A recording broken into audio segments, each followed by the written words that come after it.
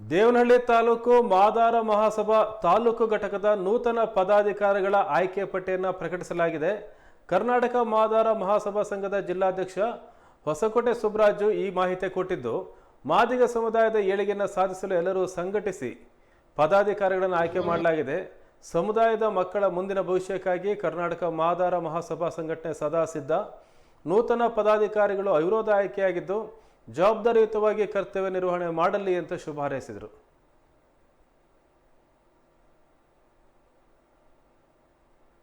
ಭವಿಷ್ಯಕ್ಕಾಗಿ ಅಭಿವೃದ್ಧಿಗಾಗಿ ಮಾಡಿರ್ತಕ್ಕಂಥ ಇದು ಸಂಘಟನೆ. ಈ ಸಂಘಟನೆಯ ಜವಾಬ್ದಾರಿಯನ್ನು ಬೆಂಗಳೂರು ಗ್ರಾಮಾಂತರ ಜಿಲ್ಲೆಯಲ್ಲಿ ನನ್ನ ಅಧ್ಯಕ್ಷ ಮಾಡಿದ್ದಾರೆ. ನನ್ನ ಅಧ್ಯಕ್ಷ ಮಾಡಿದಂತ ಎಲ್ಲ ನಮ್ಮ ಸಮುದಾಯದ ಅಧ್ಯಕ್ಷರಿಗೆ ಎಲ್ಲರಿಗೂ ಸಹ ನಾನು ಹೃದಯಪೂರ್ವಕ ಅಭಿನಂದನೆ ಸಲ್ಲಿಸ್ತೇನೆ. ಅದೇ ರೀತಿಯಾಗಿ ನಮ್ಮ ದೇವನಹಳ್ಳಿ ತಾಲೂಕಿನಲ್ಲಿ ನಮ್ಮ ಮಕ್ಕಳ ಭವಿಷ್ಯಕ್ಕಾಗಿ ಈಗ 15 ಜನ ಟೀಮ್ ಅನ್ನ ರಾಜ್ಯ ನಮ್ಮ ಅಧ್ಯಕ್ಷರ ಆದೇಶದ ಮೇರೆಗೆ ಮತ್ತೆ ನಾವೆಲ್ಲ ಹಿರಿಯರು ಕುತ್ಕೊಂಡು ಒಳ್ಳೆ ಟೀಮ್ ನ ಆಯ್ಕೆ ಮಾಡಿದ್ದೀವಿ. ಅವ್ರನ್ನ ಘೋಷಣೆ ಮಾಡ್ತೀವಿ. ಈಗ ಅಧ್ಯಕ್ಷರಾಗಿ ಇವತ್ತು ನಮ್ಮ ನರಸಿಂಹಮೂರ್ತಿ ಮುದುಗುರ್ಕಿ ನರಸಿಂಹಮೂರ್ತಿ ನಮ್ಗೆ ಇಲ್ಲೊಂದು ಕೋರ್ ಕಮಿಟಿ ಮಾಡಿದ್ರು. ಹಿರಿಯ ಪಕ್ಷದ ನಾಯಕರು ಕುತ್ಕೊಂಡು ಸರ್ವಾನುಮತದಿಂದ ಅವಿರೋಧವಾಗಿ ಆಯ್ಕೆ ಮಾಡಿರ್ತೇವೆ. ಈಗ ನರಸಿಂಹಮೂರ್ತಿ ಅವರು ಇವತ್ತು ಅವರಿಗೆ ಹುಟ್ಟುಹಬ್ಬದ ಶುಭಾಶಯಗಳು. ಅದರ ಜೊತೆಯಲ್ಲಿ ನಮ್ಮ ಕರ್ನಾಟಕ ಮಾದಾರ ಮಹಾಸಭಾ ಅಧ್ಯಕ್ಷರಾಗಿ ಒಂದು ನಮ್ಮ ಸಮುದಾಯದಿಂದ ಕಿತ್ಕೊಟ್ಟಿದ್ವಿ. ಇದು ಗೌರಿನ ಅಂಬರೀಶ್ ಅವರು ಯಾವುದೋ ತಿಥಿ ಇರೋದ್ರಿಂದ ಬಂದಿಲ್ಲ.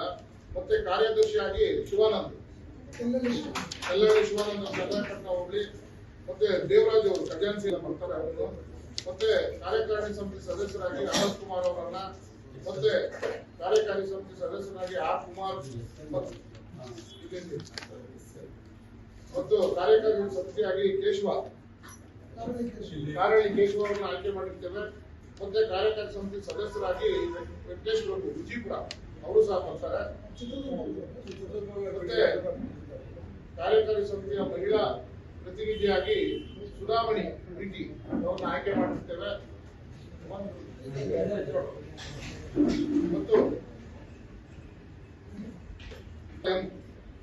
ಮಾಜಿ ಗ್ರಾಮ ಪಂಚಾಯತ್ ಅಧ್ಯಕ್ಷ ಗಣೇಶ್ವರ ಮತ್ತು ವಿಶೇಷ ಆಹ್ವಾನಿತರಾಗಿ ಮಂಜುನಾಥ್ ಕೆ ಮತ್ತು ವಿಶೇಷ ಆಹ್ವಾನಿತರಾಗಿ ವೆಂಕಟೇಶ್ ಬೂದಿಗೆರೆ ಮತ್ತೆ ವಿಶೇಷ ಆಹ್ವಾನಿತರಾಗಿ ಪ್ರಕಾಶ್ ಬಿಜವಾರ ಮತ್ತು ವಿಶೇಷ ಆಹ್ವಾನಿತರಾಗಿ ಹಿರಿಯರಾದಂತಹ ಮಾಜಿ ಪುರಸಭಾ ಅಧ್ಯಕ್ಷರಾದ